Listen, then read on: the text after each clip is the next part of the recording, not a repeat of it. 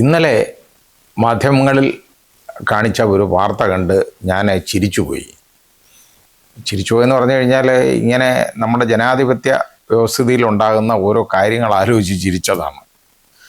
ഇന്നുവരെ ഇപ്പോൾ ഈ കഴിഞ്ഞ ഒരു 70 വയസ്സുണ്ട്, എനിക്കിപ്പോൾ 70 വയസ്സ് പ്രായമുണ്ട്. ഞാനത് ഒരു ഒരു ഒരു കഴിഞ്ഞ ഏതാണ്ട് ഒരു 40 വർഷത്തോളമായിട്ട് ഈ നമ്മുടെ സാമൂഹ്യ പ്രശ്നങ്ങളും അതുപോലെ നമ്മുടെ രാജ്യത്ത് നടക്കുന്ന രാഷ്ട്രീയ സംഭവവികാസങ്ങളും ഒക്കെ നോക്കിക്കാണുന്ന ഒരാളാണ്. അതിന് മുമ്പുള്ള എനിക്ക് സ്കൂളിൽ വെച്ചൊന്നോ കോളേജിൽ വെച്ചോ എനിക്ക് രാഷ്ട്രീയമൊന്നുമില്ല. അന്നും അത് കഴിഞ്ഞും രാഷ്ട്രീയമൊന്നുമില്ല. പക്ഷെ ഞാനിത് നോക്കി വിലയിരുത്തുന്നതും മനസ്സിലാക്കുന്നതുമാണ്. ഞാൻ കണ്ടിട്ടില്ലാത്ത ഒരു കാര്യം ഇന്നലെ കാണാനിടയായതെന്ന് പറഞ്ഞത് നമ്മുടെ കിരൺ റിജ്ജു എന്ന് പറയുന്ന മഹാനായ നമ്മുടെ പാർലമെൻ്ററി കാര്യ വകുപ്പ് മന്ത്രി ഉണ്ടല്ലോ, അദ്ദേഹത്തിൻ്റെ പ്രസ്താവനയാണ്. അദ്ദേഹം ഒരു ഉറപ്പ് കൊടുക്കുന്നു ലോക്സഭയിലും രാജ്യസഭയിലും. എന്താണെന്നറിയോ? അമിത്ഷാ വരും. അതായത് പുലി ഇറങ്ങുമെന്ന് പറയുന്നില്ലേ, അതുപോലെ പറയുന്നത് അമിത്ഷാ വരും. അമിത്ഷാ ബഹുമാന്യ ഗൃഹമന്ത്രി വന്നിട്ട് പ്രസ്താവന നടത്തിയപ്പോരാ. അതിനെന്താ കാര്യം? അത് തന്നെ വരണം. പാർലമെൻറ്റ് മന്ദിരത്തിൽ വരുന്നുണ്ട്, അവിടെ വരും. പക്ഷേ ആഫീസിൽ വന്നിരിക്കും. ആഫീസിൽ വന്നിരുന്നിട്ട് വീട്ടിൽ പോവും. ബാക്കി കാര്യങ്ങൾ രാഷ്ട്രീയ പണികളെല്ലാം നടത്തും. പൊളിറ്റിക്സുമൊക്കെ നോക്കിയിട്ട് അങ്ങ് തിരിച്ചു പോവും. നമ്മൾ തിരഞ്ഞെടുത്ത് വിട്ടേക്കുന്ന, നമ്മളെന്ന് പറഞ്ഞാൽ നമ്മുടെ ജനങ്ങൾ തന്നെ തിരഞ്ഞെടുത്ത് വിട്ടേക്കുന്ന ഒരു MP ആണ് അമിത്ഷാ. വേറെ ആരുമല്ല, വലിയ കൊമ്പ് തുമ്പി കൈയൊന്നുമില്ല. ഈ അമിത്ഷായ്ക്ക് അങ്ങനെ MP ആയതുകൊണ്ട് തന്നെ മന്ത്രിസ്ഥാനവും കിട്ടിയിട്ടുണ്ട്. ഇല്ലെങ്കിലും മന്ത്രിസ്ഥാനം കൊടുക്കും. അത് വേറെ വിധത്തിൽ വേണമെങ്കിൽ കൊടുക്കാം. ഒരുപാട് പേർക്ക് അങ്ങനെ കൊടുക്കാറുണ്ടല്ലോ. നോമിനേറ്റ് ചെയ്ത് രാജ്യസഭയിൽ ചെയ്ത്, അങ്ങനെയല്ല ലോക്സഭയിലെ ഇലക്ഷനിൽ ജയിച്ചു വന്ന് മന്ത്രിയായ ആളാണ്.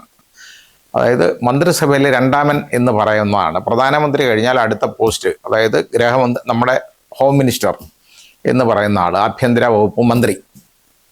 ഈ ആഭ്യന്തര വകുപ്പ് മന്ത്രിയെ അബദ്ധത്തിൽ ഇദ്ദേഹത്തിനെ ആര് നിർബന്ധിച്ചു കൊണ്ടുവന്ന് ആഭ്യന്തര വകുപ്പ് പിടിച്ചോണം ഇല്ല ഇന്ത്യ രക്ഷപ്പെടത്തില്ല എന്ന് പറഞ്ഞുകൊണ്ടൊന്നും ആക്കിയതല്ല. അദ്ദേഹം ഇരിക്കുമ്പോഴാണ്, ആഭ്യന്തരമന്ത്രിയുടെ ചുമതലയിലിരിക്കുമ്പോൾ അദ്ദേഹത്തിനാണ് ഡൽഹിയുടെ ചുമതലയുള്ളത്. കാരണം ഡൽഹി എന്ന് പറയുന്ന ഒരു യൂണിയൻ ടെറിട്ടറി അത് ഒരു സ്റ്റേറ്റ്. യഥാർത്ഥത്തിൽ അത് നമ്മുടെ കേന്ദ്ര ഗവൺമെൻറ്റിനാണ് അവിടുത്തെ ബാക്കി കാര്യങ്ങൾ, ലാ ആൻഡ് ഓർഡർ മുഴുവൻ നോക്കേണ്ട കേന്ദ്ര ഗവൺമെൻറ്റാണ്.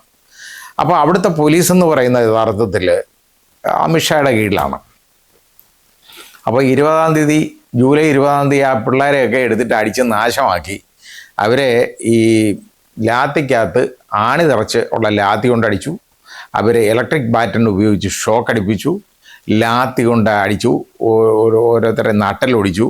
ഒരുപാട് നാശനഷ്ടങ്ങൾ, ഒരുപാട് ബുദ്ധിമുട്ടുകൾ ഈ കുഞ്ഞുങ്ങൾക്കും ചെറുപ്പക്കാർക്കും ഉണ്ടാക്കി. അപ്പോൾ അത് ഉണ്ടാക്കിയത് പോലീസിൻ്റെ ഏതെന്ന് പറയുന്ന ആളുകൾ, അതായത് മഫ്റ്റിയിൽ വന്നേക്കുന്ന ആളുകൾ, പിന്നെ പോലീസിൻ്റെ ചില വേഷത്തിൽ വന്നു. പക്ഷേ അവർക്ക് ബാഡ്ജുമില്ല, അവർക്ക് അധികാര മുദ്രയോ അതൊന്നും ഉള്ളതല്ല. അവരുടെ ദേഹത്ത് ആ രീതിയിൽ പേരും ഒന്നും എഴുതി വെച്ചിട്ട് നെയിം പ്ലേറ്റ് ഇല്ല, നമ്പരില്ലാത്ത ആളുകൾ. അപ്പോൾ അവരൊക്കെ കൊണ്ടുവന്നിട്ട് പെൺകുട്ടികളെ ഒരുപാട് പേരെ ഉപദ്രവിച്ചിട്ടുണ്ട്. പല വിധത്തിൽ വളരെ മോശമായ രീതിയിൽ അവരെ ഉപദ്രവിച്ചു പെൺകുട്ടികളെ.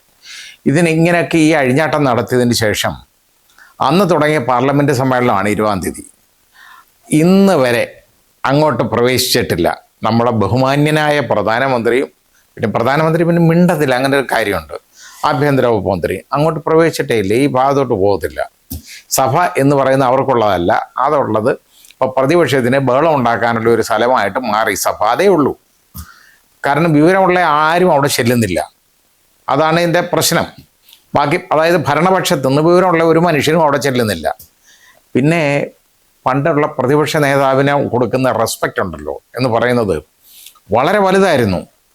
അതായത് പ്രധാനമന്ത്രി ഒക്കെ സംസാരിച്ചുകൊണ്ടിരിക്കുകയാണെന്നിരിക്കട്ടെ, പ്രധാനമന്ത്രി പോലും സംസാരിക്കുന്നു, അല്ലെ ആഭ്യന്തരമന്ത്രി സംസാരിക്കുന്നു, അല്ലെ ഏതെങ്കിലും മന്ത്രിമാർ സംസാരിച്ചുകൊണ്ടിരിക്കുന്നു. അപ്പോൾ പ്രതിപക്ഷ നേതാവ് ഒന്ന് എഴുന്നേറ്റാലുണ്ടല്ലോ മറ്റവരിയ്ക്കും. കാരണം പ്രതിപക്ഷത്തിന് ഈക്വലായിട്ടുള്ള ബഹുമാനമാണ് കൊടുത്തുകൊണ്ടിരുന്നത്. പക്ഷേ ഇവിടെ രാഹുൽ ഗാന്ധി ആയിപ്പോയി പ്രതിപക്ഷ നേതാവ്. രാഹുൽ ഗാന്ധി എന്ന് പറയുന്ന ആൾ കണ്ണടച്ചുകൊണ്ട് ഈ കാണുന്ന കാര്യങ്ങളെല്ലാം വിളിച്ചങ്ങ് പറയും. അയാൾക്ക് ഈ കള്ളത്തരവും കൊള്ളത്തരവും ഒന്നും ഇല്ലാത്തത് കൊണ്ട് ഉള്ള കാര്യങ്ങൾ കാണുന്നത് വിളിച്ചു പറയും. അതാണ് അയാളുടെ പ്രശ്നം. അങ്ങനെ വിളിച്ചു പറയുന്നത് ഇവർക്ക് സഹിക്കാൻ ഒക്കത്തില്ല. അതുകൊണ്ട് അയാൾ അങ്ങോട്ട് സംസാരിക്കാൻ എഴുന്നേറ്റ ഉടനെ അങ്ങ് ബഹളവും കൂവലുമാണ്. ഇതാണ് നടക്കുന്നത്.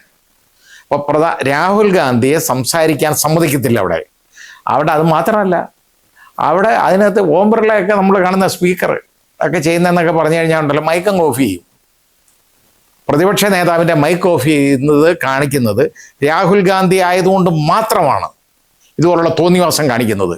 അല്ലാതെ ആർക്കും ഒരു ഒറ്റ പ്രതിപക്ഷ നേതാവിൻ്റെയും മൈക്ക് ഓഫ് ചെയ്തിട്ടില്ല നമ്മുടെ ഭാരതത്തിൽ. അപ്പോൾ ഈ രീതിയിലാണ് പ്രതിപക്ഷത്തെ ഉള്ള ബഹുമാനം. എന്നിട്ട് ഇന്നലെ പറയാം, അമിത്ഷാ വരും. അമിത്ഷാ ഇനി വന്നിട്ട് പുലിയൊന്നുമല്ല കടുവയൊന്നും അല്ലല്ലോ, അമിത്ഷാ വരട്ടെ. അല്ല, വരുമ്പോൾ നിങ്ങളത് കേൾക്കാൻ തയ്യാറാവണം. അദ്ദേഹത്തിൻ്റെ പ്രസ്താവന മുഴുവൻ കേൾക്കണം. ഇവർക്ക് ഒരു ജോലി ഇമ്പോസിഷൻ കൊടുക്കുകയാണ്. പ്രസ്താവന മുഴുവൻ കേൾക്കണം. മിണ്ടരുത്, ബഹളം വയ്ക്കരുത്, ചിരിക്കരുത്, കൂവരുത്, മുഴുവൻ അത് കേട്ടോണം. കേട്ട് ഇരുന്ന് ദഹിച്ച് അനങ്ങാതെ ഇറങ്ങിപ്പോക്കണം. ഈ വർത്തമാനമൊക്കെ പറയാൻ ഇയാൾ ആരാന്ന് ഞാൻ ആലോചിച്ചു പോയി. ഈ കിരൺ റിജിജു ഇങ്ങനെയൊക്കെയുള്ള വർത്തമാനം പറയുന്ന ആൾ പാർലമെൻ്ററി കാര്യ വകുപ്പ് മന്ത്രിയായിട്ടിരിക്കുക എന്ന് പറയുന്നുണ്ടല്ലോ, നമുക്കൊരു വലിയ ആക്ഷേപമല്ലേ യഥാർത്ഥത്തിൽ ഇന്ത്യക്ക്. ഇത് മാത്രമല്ല, നമ്മുടെ പാർലമെൻറ്റിൽ ഇപ്പോൾ കൊണ്ടുവന്നിരുത്തിയേക്കുന്നത് ആരെയാണ്? അതായത് സ്പീക്കർ ഓം ബിർള ഇല്ല ഒക്കെ ഇരിക്കാൻ പറ്റാത്ത സമയം ഓം ബിർള ഉള്ളപ്പോഴെല്ലാം നേരെ ഈ ഭരണപക്ഷത്തിന് വേണ്ടി മാത്രം ഗോളടിക്കുന്ന ആളാണ്. എല്ലാ കാര്യങ്ങളും അങ്ങ് ചെയ്യുകയാണ്. അവർ പറയുന്നതെല്ലാം കേട്ടോണ്ടിരിക്കും. മറ്റേ കണ്ടിട്ടില്ലേ ഈ രീതിയിൽ പ്രതിപക്ഷം സംസാരിച്ചാൽ അതാ കാണിക്കുന്നത്. ഈ വർത്തമാനമെല്ലാം കാണിക്കുമുള്ള തോന്നിവാസങ്ങൾ മുഴുവൻ അവിടെ ഇരുന്ന് ഇങ്ങനെ ഇരുന്ന് കാണിച്ചുകൊണ്ടിരിക്കുക. അവിടെ ഒരു ഡെപ്യൂട്ടി സ്പീക്കർ എന്ന് പറയുന്ന ഒരു പദവി കഴിഞ്ഞ ഇപ്രാവശ്യം നികത്തിയിട്ടില്ല. അതിൻ്റെ കാരണം എന്താണ്? കൺവെൻഷൻ അനുസരിച്ച് ഡെപ്യൂട്ടി സ്പീക്കറെ തിരഞ്ഞെടുത്താൽ അത് ഓപ്പോസിഷൻ പാർട്ടിക്ക് കൊടുക്കാം, അതായത് കോൺഗ്രസിന് കൊടുക്കണം. അപ്പോൾ അങ്ങനെ കൊടുക്കാൻ പാടില്ല. അത് കാരണം എന്താണെന്നറിയാം, ഡെപ്യൂട്ടി സ്പീക്കർ എന്ന് പറയുന്ന പോസ്റ്റ് വേണ്ട. പാനലിൽ സ്പീക്കറുടെ പാനലിലുള്ളവർ 4-5 പേരുണ്ട് മാന്യന്മാർ. അവരെ എണീപ്പിച്ച എടുത്ത് അവിടെ ഇരുത്തി അവർ ഈ ഓം ബിർളയ്ക്ക് അപ്പുറമായിട്ടാണ് പെരുമാറുന്നത്. More loyal than the king എന്ന് പറയുന്ന പരിപാടി അവരങ്ങ് കാണിക്കൊണ്ടിരുന്നുണ്ട്. അതിനിപ്പോൾ കോട്ടെ ഞാൻ ഒന്നും പറയുന്നില്ല. പക്ഷേ ഇവിടെ അമിത്ഷാ വരുന്നതിന് കുറേ കണ്ടീഷൻസ് ഉണ്ട്. പ്രതിപക്ഷം അനങ്ങരുത്, മിണ്ടരുത്, ചിരിക്കരുത്, ബഹളം ഉണ്ടാക്കരുത്, മൊത്തം കേട്ടോണ്ടിരിക്കണം, അത് അദ്ദേഹത്തിൻ്റെ പറയുന്നത് മുഴുവനായിട്ട് വിഴുങ്ങണം. ഇതാണ് പറഞ്ഞുകൊണ്ടിരിക്കുന്നത്. ഇത് കണ്ടപ്പോൾ എനിക്ക് കഥ പറയുമ്പോൾ എന്ന് പറയുന്ന ഒരു സിനിമ ഉണ്ടല്ലോ, അതിനകത്ത് അതിൻ്റെ പേര് അങ്ങനെയാണെന്ന് എൻ്റെ ഓർമ്മ. നമ്മളെ മമ്മൂട്ടി ഒരു സ്കൂളിൽ ചെല്ലുന്നതിന് മുമ്പായിട്ട് KPSC ലളിത സ്കൂളിൻ്റെ ഹെഡ് മിസ്ട്രസ്സാണ്. KPSC ലളിത പെൺപിള്ളേരെടുത്ത് പറയുന്ന കണ്ടിട്ടുണ്ട്, മിണ്ടരുത്, ചിരിക്കരുത്, കേട്ടോ, ചിരിക്കരുത്, അങ്ങനെയുള്ളതൊന്നും കുറേ കാര്യങ്ങൾ പറയുന്നുണ്ട്. അത് മമ്മൂട്ടി വരുന്നതിനാണ്. അത് മമ്മൂട്ടി സുന്ദരനായതുകൊണ്ടാണ് അങ്ങനെയൊക്കെ പറഞ്ഞു കൊടുക്കുന്നത്. കാരണം അത്രയും പ്രശസ്തനായ സ്റ്റാറുമാണ്. അമിത്ഷാ അതൊന്നും അല്ലല്ലോ. വരുന്നുണ്ടേ ഈ ബാക്കിയുള്ള എല്ലാ മെമ്പേഴ്സ് എന്ന് പറഞ്ഞാൽ ഇതുപോലെ തിരഞ്ഞെടുക്കപ്പെട്ടവരാണ്. അയാൾ തിരഞ്ഞെടുക്കപ്പെട്ടതുപോലെ തന്നെ തിരഞ്ഞെടുക്കപ്പെട്ടേക്കുന്നവരുടെ അടുത്താണ് ഈ പറഞ്ഞു കൊടുക്കുന്നത്. മിണ്ടാതിരിക്കണം, ചിരിക്കരുത്, ബഹളം ഉണ്ടാക്കരുത്. ഇയാളിത് പറഞ്ഞതിന് കൂവിയാണ് ഇയാളെ ഇത് ആസ്വദിച്ചത്. ഇതാണ് കാര്യം. നമ്മുടെ രാജ്യത്തെ ഭരണം നടക്കുന്നത് എങ്ങനെയാണെന്നാലും ഇതാണ് ജനാധിപത്യം. ഒരൊറ്റ ചർച്ച നടക്കുന്നില്ല. കാരണം ഇവർ വരാൻ വേണ്ടിയാണ് പ്രധാനമന്ത്രിയും അമിത്ഷായും വരണം. അത് അമിത്ഷാ വരണമെന്നുള്ളതാണ് നിർബന്ധമായിട്ടുള്ള കാര്യം. പിന്നെ അവർ ചർച്ച ചെയ്യണമെന്ന് പറയുന്ന വിഷയങ്ങൾ മോശമാണോ? ഈ ജൂലൈ 20-നുണ്ടായ ഈ കുഞ്ഞുങ്ങളെ ഉപദ്രവിച്ചില്ലേ, അത് ചർച്ച ചെയ്യണ്ടേ?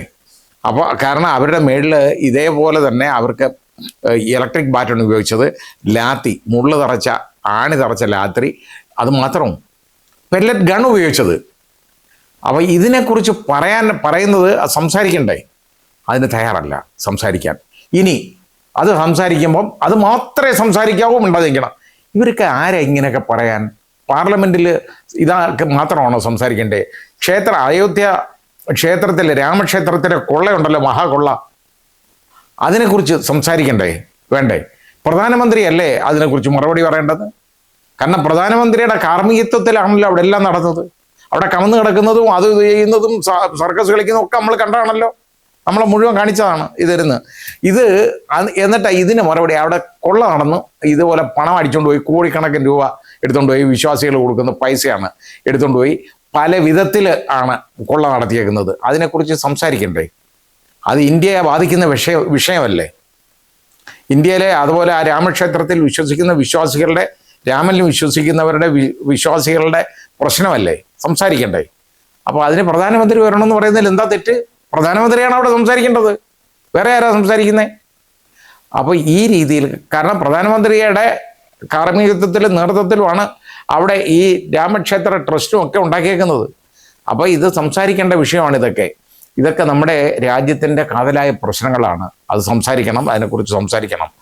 അതിന് ഒരു വരികല എന്ന് പറയുന്നതും വരുന്നതിന് കുറേ കണ്ടീഷൻസ് മിണ്ടാതിരുന്നോണം. ഇത് പള്ളിക്കൂടമാണോ, LP സ്കൂളാണോ ഇത്? എനിക്കറിഞ്ഞൂടാ, ഞാൻ ആദ്യമായിട്ട് കാണുക ഇത്. ഏതായാലും ശരി, അത് മിണ്ടാതിരിക്കുന്നൊന്നും നമുക്ക് പ്രതീക്ഷിക്കേണ്ട. അത് തന്നെയാണ് ഇന്നലെ കിരൺ റിജിജുവിനെ വരവേറ്റത്. പ്രസ്താവനയെ വരവേറ്റ രീതി കണ്ടാൽ തന്നെ നമുക്കറിയാം എന്താ സംഭവിക്കാൻ പോകുന്നതെന്ന്. വരട്ടെ, നമുക്ക് വരുമോ ഇല്ലയോ എന്ന് നോക്കാം.